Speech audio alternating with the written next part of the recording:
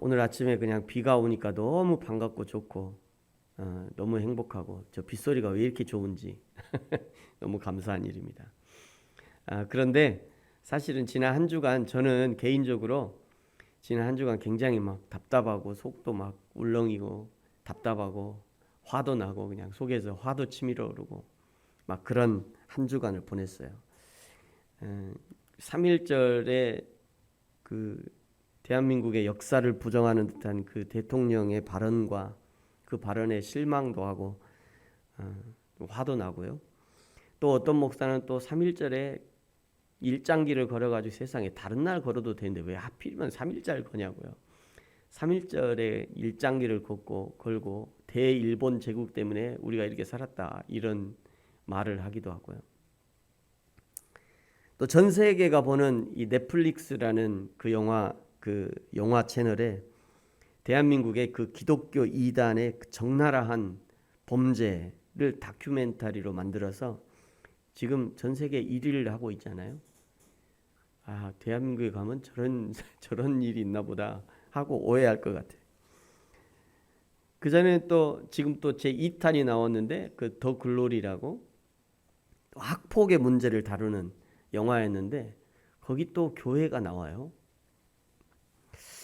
막 보면서 요즘 교회 이야기 아니면 영화를 만들 수가 없나 하는 생각이 막 들기도 하면서 아니면 영화 같은 이야기가 교회에 많이 있는가 하는 생각도 하고 이런저런 생각에 속도 쓰리고 마음도 아프고 그냥 구토가 나올 지경입니다. 선지서를 읽고 연구해 보니 어떻게 이 시대와 이렇게도 비슷한가 하는 생각도 들었습니다. 구약 전체에서 이 선지서의 위치는 하나님의 말씀을 지키고 하나님의 은혜를 입은 사람들의 찬양을 시가서라고 하죠. 하나님의 말씀을 잘 지킨 사람들, 하나님의 말씀을 잘 지켜서 복받은 사람들, 이 사람들이 노래 부른 게 이제 시가서이죠. 그래서 욥기 시편, 그것도 욥기에도 고난이 나오지만 그러나 욥이 결코 하나님을 향해서 원망하지 않고 그 신앙을 지켜낸 이야기잖아요. 시편도 마찬가지고 잠언도 어떻게 하면 하나님 앞에 복받을 것인가 이런 거 얘기하는 거잖아요. 전도서도 마찬가지고 세상의 것이 다 헛되지만 하나님을 섬기는 것이 남더라 그런 얘기하는 거잖아요. 아가서도 마찬가지고요.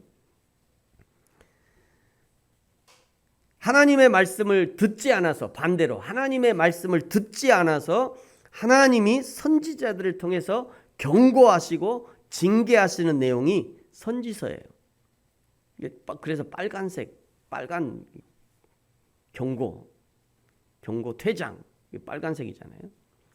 그 중에 이제 호세아가 요 안에 들어가 있는 것입니다. 호세아에서 다루는 문제가 약 2100년 전에 북이스라엘의 문제가 아니라 오늘을 살아가는 우리의 문제라는 생각이 너무도 강하게 들어서 제가 지난주에 호세아를 읽으면서 내가 괜히 선지서를 설교한다고 그랬고 내가 잘못했구나. 아주 후회 막급이었습니다. 내가 괜히 선지서 한다고 그랬구나. 구약 성경에서 이 선지서는요. 하나님의 말씀에 순종하지 않아서 지금 멸망으로 달려가는 이스라엘을 향한 경고의 메시지가 포함되어 있기 때문에 때로는 사랑과 긍휼과 용서의 메시지도 있고 때로는 호되게 나무라면서 심판하고 징계하고 저주하는 메시지도 포함되어 있습니다. 선지자가 살살 달랠 때는 설교하는 저도 살살 달래는 모습으로 설교를 할 것이고요.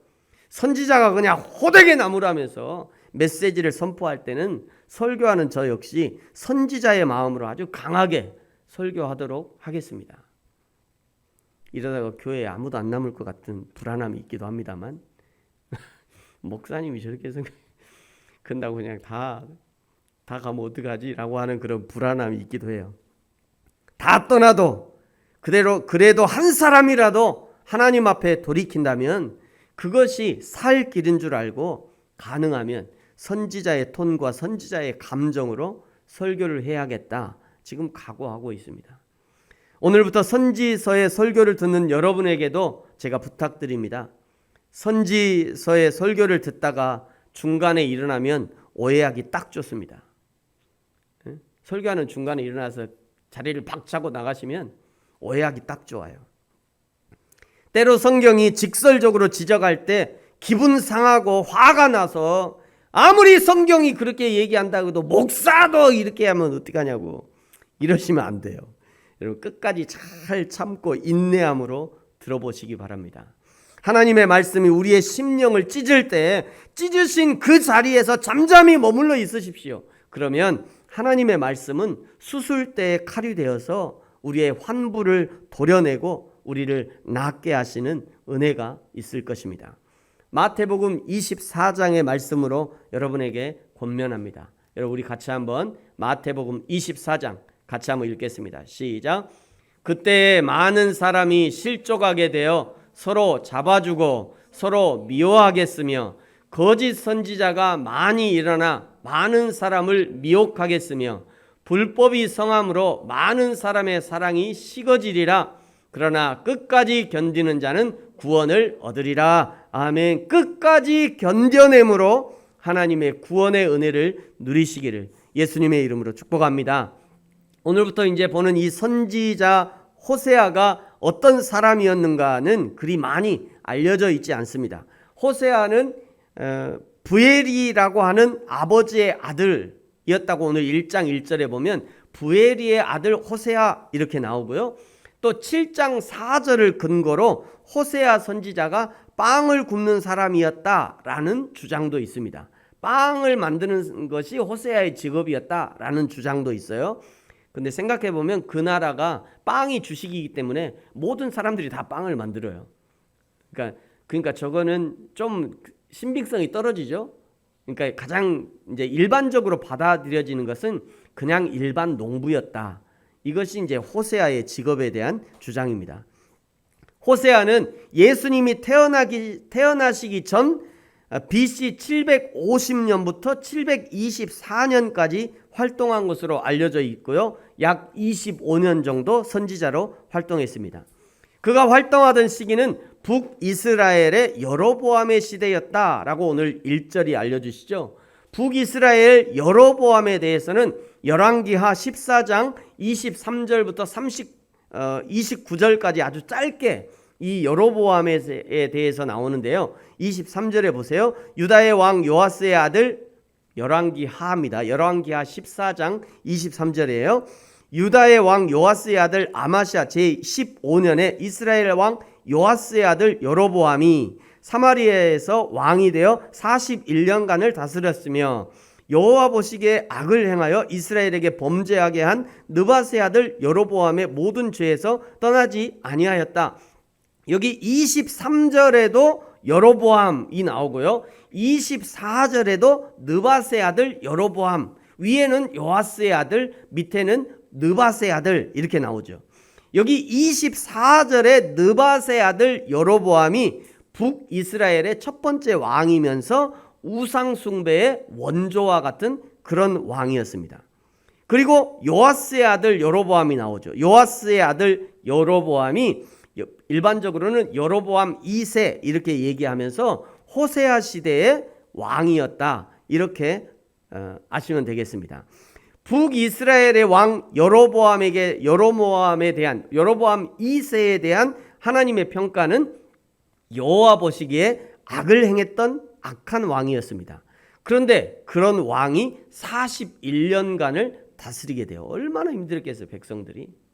41년을. 악한 왕이 41년을 다스린 거예요. 이렇게 악한 왕 여로보암이 백성들을 괴롭게 했던 그 시절에 호세아 선지자가 활동했던 거예요.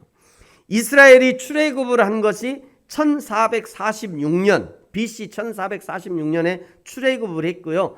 가나안에 들어간 것이 거기서부터 약 40년이니까 40년이 흘러서 1406년에 가나안에 들어갔고 그 이후에 이제 수많은 전쟁을 치르면서 치열한 가나안 정착기를 거치게 됩니다. 그러면서 이스라엘은 여호와 신앙에 대한 새로운 상황에 직면하게 돼요.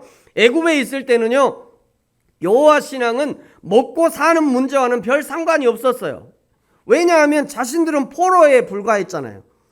맞아 죽고 때로는 맞아 죽고 전쟁에 나가서 죽는 일이 있어도 배고파서 죽지는 않았다고요. 이스라엘 백성들이 포로로 있었지만 잘 먹고 잘 살았어요. 거기서 얼마나 일을 잘하든지 아주 대우받는 포로 중에서는요. 그래서 나중에 출애굽을 할 때 우리가 이스라엘에 애굽에 있을 때 기름진 고기도 먹었다. 거기서 우리가 잘 먹었다 이런 얘기하면서 우리 애굽으로 돌아가자 막 이러잖아요. 이스라엘 백성들이. 그러니까 저 이집트에 살 때는 별 문제가 없었어요.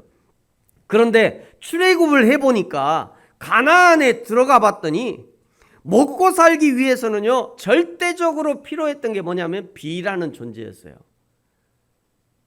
우리가 가나안 젖과 꿀이 흐르는 땅이다 이렇게 보통 이제 성경에 그렇게 기록되어 있으니까 진짜 젖과 꿀이 흐르는 그런 땅이 아니라 굉장히 척박해요. 저 땅은 굉장히 척박한 땅이에요. 그러니까 비가 오지 않으면 저 땅에서는 뭐를 할 수 없는 상황이 되는 거예요.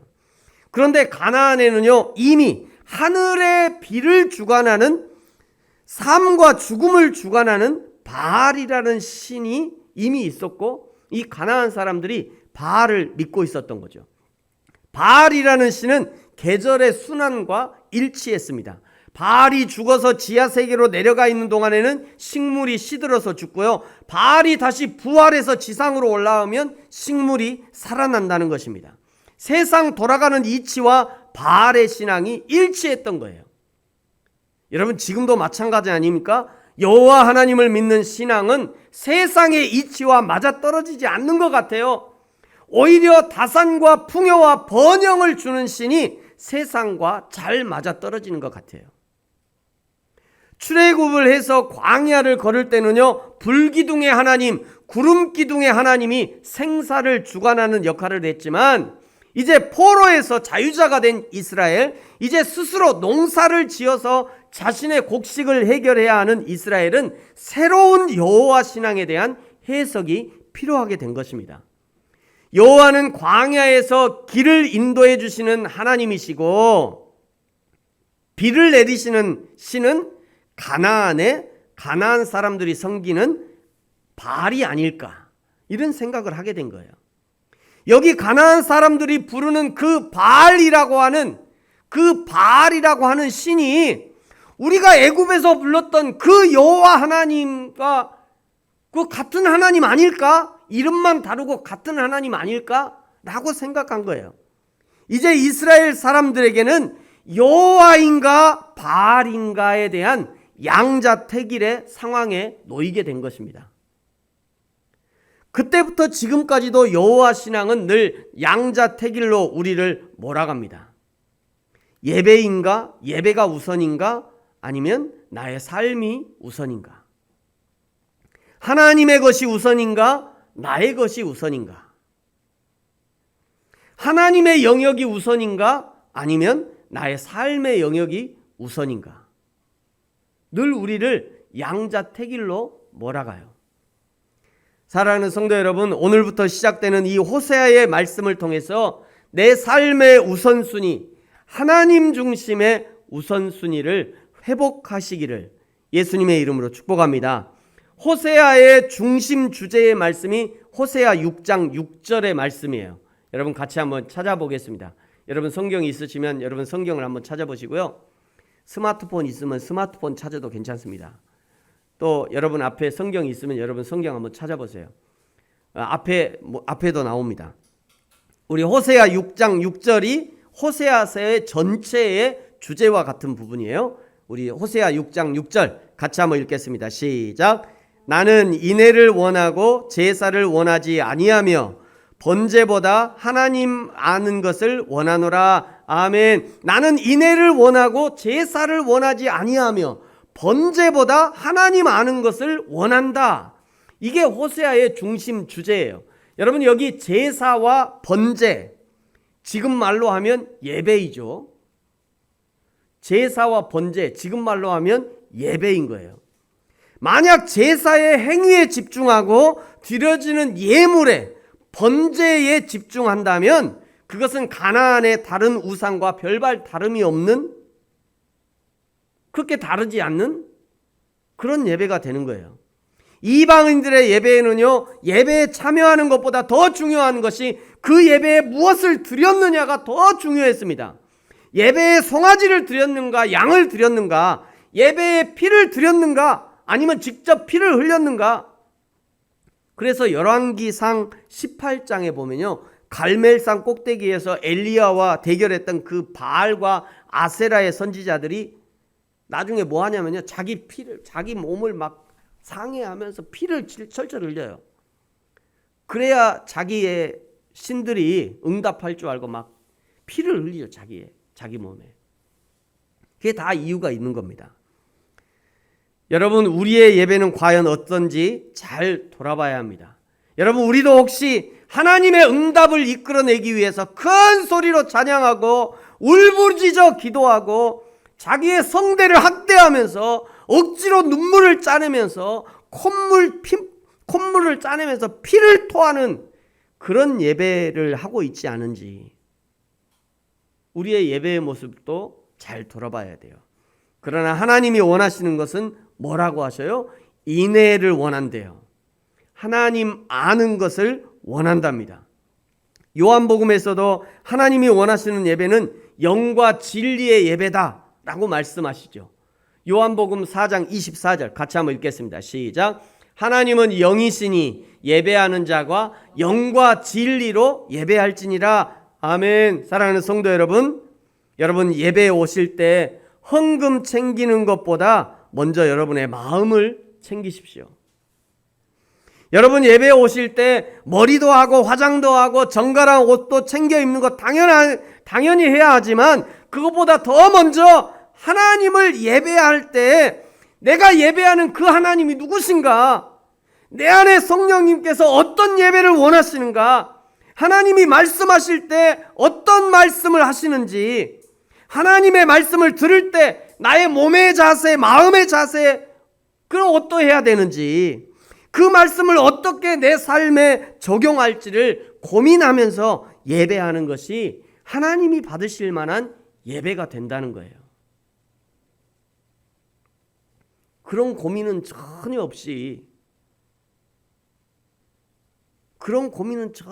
그냥 교회 올 때 그냥 1,000원짜리 하나 갖고 땡그랑 소리 나게 집어넣어놓고 한 40분 의자 따뜻하게 대업해놓고 그것이 마치 예배의 전부인 양.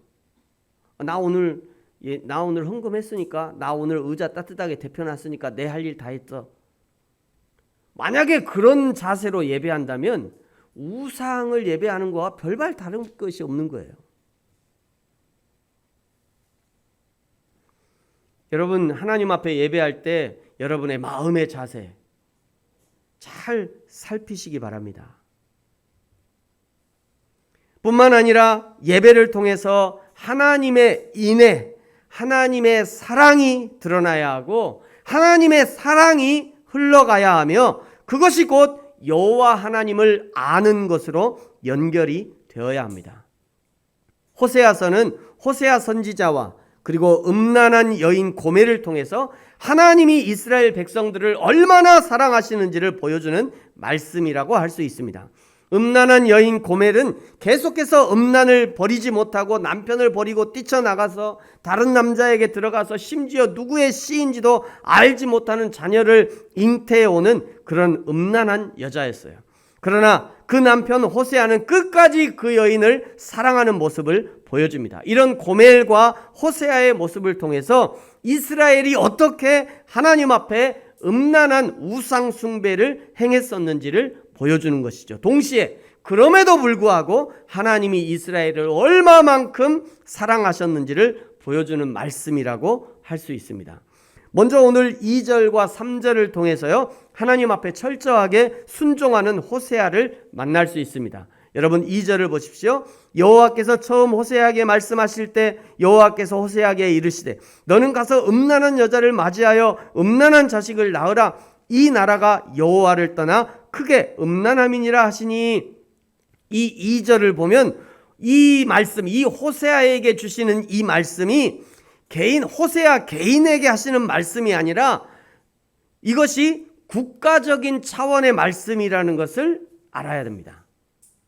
이 나라의 문제를 지금 지적하고 있는 거예요. 하나님은 호세아 개인의 문제가 아니라 이 나라 이스라엘이라고 하는 이 나라의 문제를 지적하고 있는 거죠. 3절을 보세요. 이에 그가 가서 디블라임의 딸 고멜을 맞이하였더니 고멜이 임신하여 아들을 낳았다. 호세아가 누구입니까? 이스라엘의 선지자 아닙니까? 하나님의 거룩한 선택을 받은 자요, 이스라엘의 영적 지도자가 바로 이 호세아였어요. 그런데 하나님은 그에게 음란한 여자를 맞이해서 그에게 장가를 들으래요. 그리고 음란한 여자와 합방을 해서 자식을 낳으라 말씀합니다. 이것은 선지자에게 하시는 지시사항으로는 어울리지 않는 것 같아요. 야, 너는 음란한 것은 쳐다보지도 말아라. 음란한 것에는 눈길도 주지 말아라. 음란한 우상들, 음란한 백성들 싹 쓸어버려. 다 죽여, 진멸시켜. 이래야 어울릴 것 같아요. 선지자니까요. 그래야 선지자에게 합당한 지시사항이 될 것 같아요. 그런데 정반대로 하나님은 오히려 음란한 여자에게 장가를 들고 음란한 여자에게 들어가서 자녀를 낳으라 말씀하십니다. 여기 음란하다라고 하는 이 단어는 자눈이라는 단어예요. 자눈, 히브리어로 자눈. 이 어떤 의미냐면 간통하다, 우상숭배하다, 행음하다 이런 뜻을 가지고 있어요. 그러니까 이 음란하다라고 하는 이 단어만 봐도 음란한 것과 우상숭배가 연관이 되어 있다는 것을 알 수 있는 거죠. 여러분 오늘 설교의 서두에서도 말씀드렸듯이 그 이단 사이비의 문제를 봐도 사이비 신앙 우상숭배의 현장에는 많은 부분 성적 문란함이 따라다닙니다.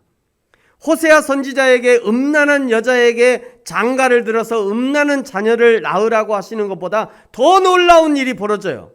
그것은 호세아가 정말로 하나님의 말씀대로 음란한 여자를 아내로 맞이했고 그리고 하나님의 말씀대로 자녀를 낳았다는 거예요. 3절에 첫째 아들을 낳습니다. 하나님은 첫째 아들의 이름을 이스르엘이라고 하라고 말씀하셔요. 이스르엘이니까 이스라엘과 비슷하잖아요. 그죠?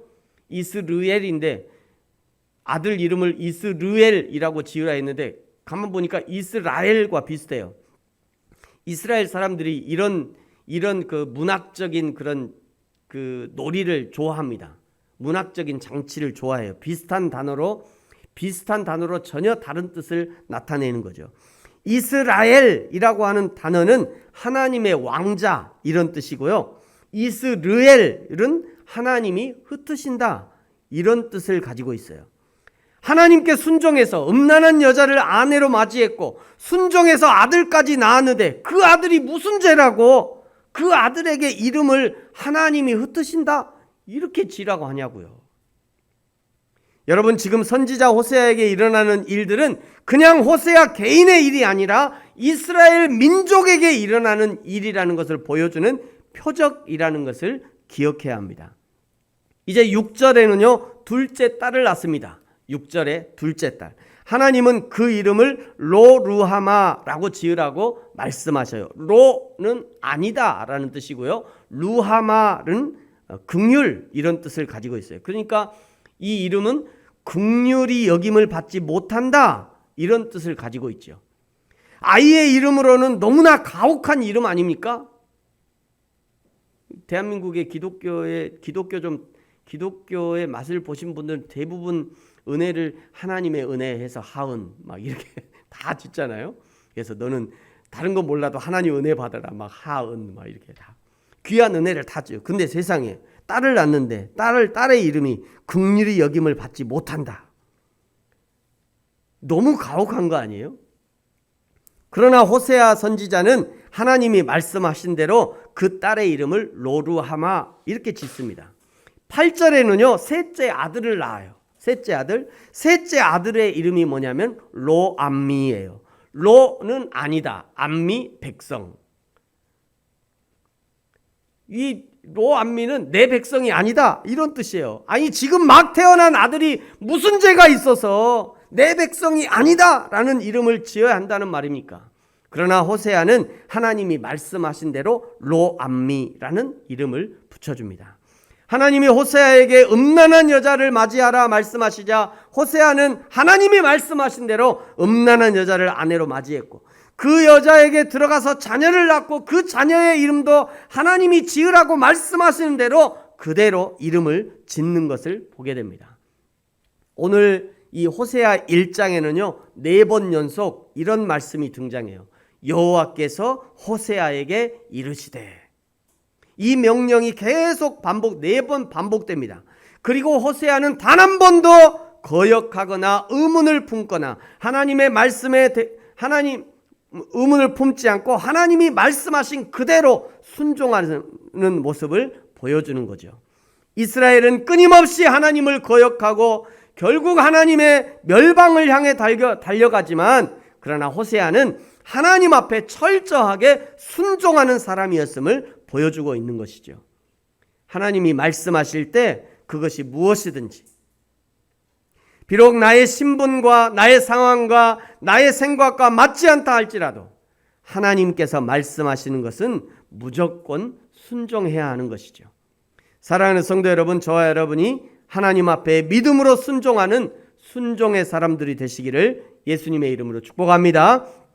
두 번째, 오늘 본문을 통해서 주시는 하나님의 말씀은 호세아의 자녀들의 이름에 들어있습니다. 첫 번째 아들의 이름은 이스르엘, 하나님이 흩으신다. 두 번째 딸의 이름은 로루하마, 하나님이 긍휼히 여김을 받지 못한다.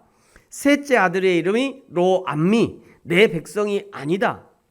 이 세 자녀의 이름에 이스라엘을 향한 하나님의 심판의 메시지가 들어있는 것이죠. 호세아가 그 자녀를 낳고 얼마나 기뻤겠습니까? 얼마나 행복했어요. 그 자녀를 품에 안을 때마다 하나님이 주신 자녀이므로 너무도 귀하고 행복했을 거예요. 그러면서도 동시에 호세아는 이스라엘을 향한 하나님의 메시지를 듣고 있는 거죠. 그 아이의 이름을 부르면서 하나님이 흩으실 거야. 하나님께 긍휼을 받지 못했어. 그 아이의 이름을 부르면서 너희는 내 백성이 아니야. 이 하나님의 메시지를 최소 3년은 들었을 거예요. 3년 내내.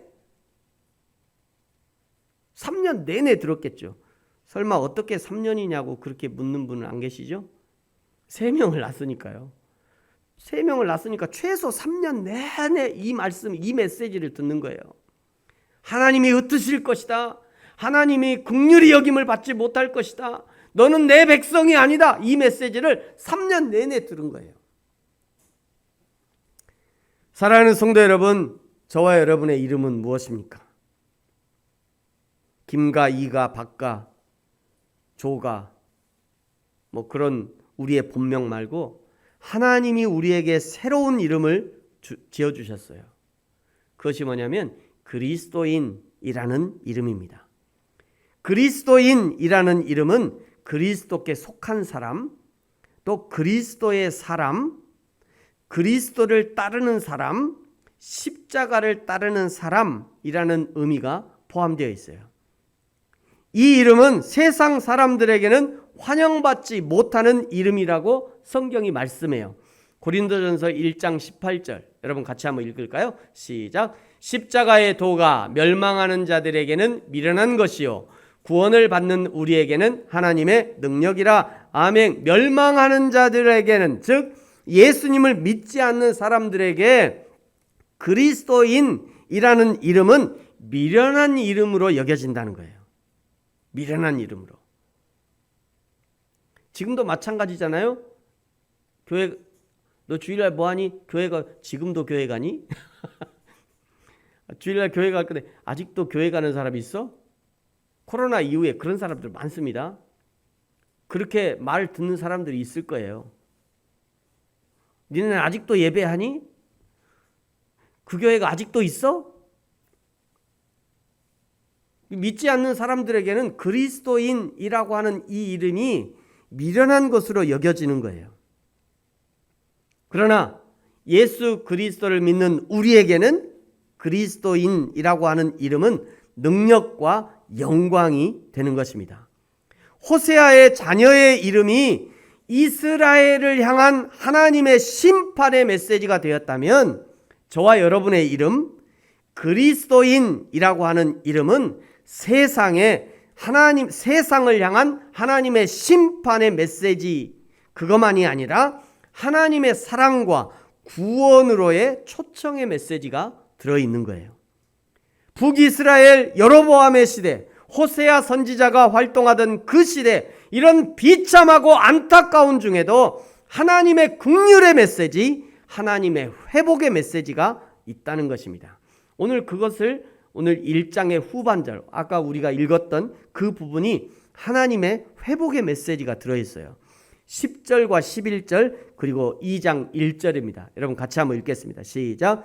그러나 이스라엘 자손의 수가 바닷가에 모래같이 되어서 헤아릴 수도 없고 셀 수도 없을 것이며 전에 그들에게 이르기를 너희는 내 백성이 아니라 한 그곳에서 그들에게 이르기를 너희는 살아계신 하나님의 아들들이라 할 것이라.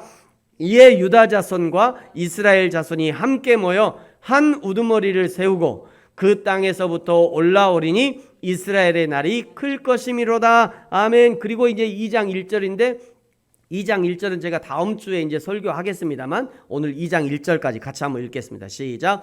너희 형제에게는 암미라 하고 너희 자매에게는 루하마라 하라. 여기 아까는 암미 앞에 뭐가 있었죠?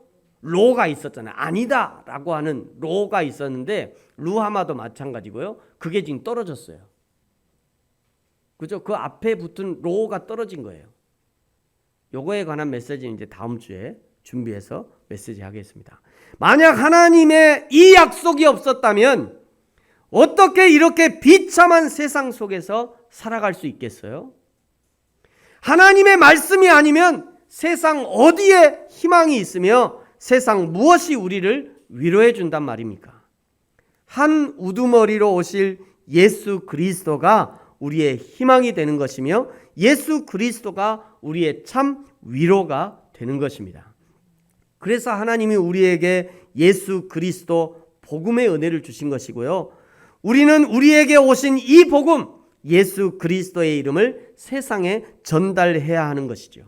이것이 오늘을 사는 우리 그리스도인의 사명이고 나를 통해서 우리를 통해서 단 한 사람이라도 구원의 은혜를 누리도록 하는 것이 하나님의 목적이 되는 것입니다.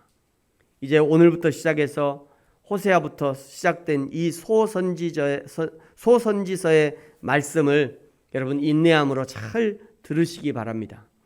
우리에게 주신 사명을 깨달아 알게 되고 그리고 그 사명을 감당할 때 여호와 하나님의 징계하시는데도 목적이 있는 거잖아요. 심판하겠다 하는 것도 하나님의 목적이 있는 거죠.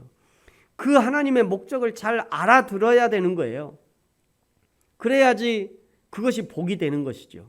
이 소선지서를 통해서 저와 여러분의 사명이 회복되어지고 또 하나님의 목적이 이루어지는 그런 귀한 은혜가 저와 여러분 가운데 있어지기를 예수님의 이름으로 축복합니다. 같이 한번 기도하겠습니다.